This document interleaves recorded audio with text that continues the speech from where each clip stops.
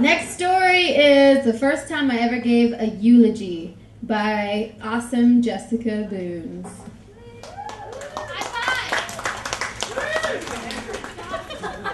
There's no end. You're not married. I'm not married.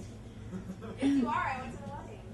I was a bridesmaid. You got fucked up at the wedding. Have you seen that picture on Marissa's MySpace? It's my new favorite, and the one of Phil pooping.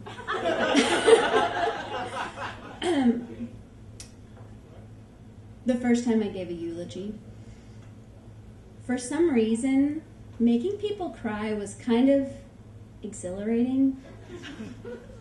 I mean, at first I just had to say, she will be missed. And someone, I think it was my cousin, just started wailing. Always trying to steal my thunder, bitch.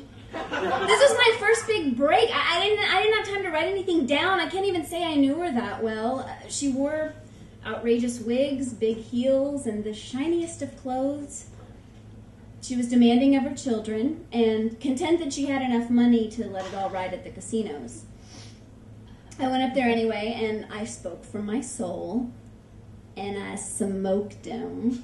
I mean, I totally Osteen their asses. Remember when she would put on those high heels and would go out with her Beyonce wig to sweep up the leaves in the front yard? There was only a handful, but we knew. That single neighbor at his peaking age of 45, cutting his front yard, fresh teenager baby meat for an 80-year-old woman. She cooked really great tortillas and pinched like a ninja. Whenever I saw her, the only thing I knew how to say in Spanish was, "You look beautiful. Estás muy bonita." Or, "Hola, ¿cómo estás?" And then she'd say all these things and I'd be like, "Sí, sí." She always thought I understood what she was saying. She'd go off on these tangents, and it always seemed that she was trying to reaffirm that she was the greatest old lady in the world, and I believe she was.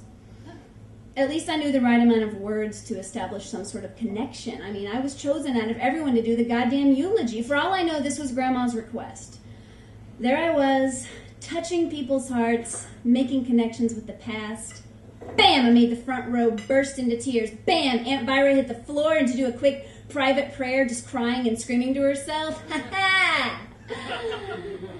Felt like my dad was going to give me a high five or a thumbs up or something. And the more they cried, the more they wanted more. Beat that, you overcompetitive cousins. You can't touch this like I got on my side, baby.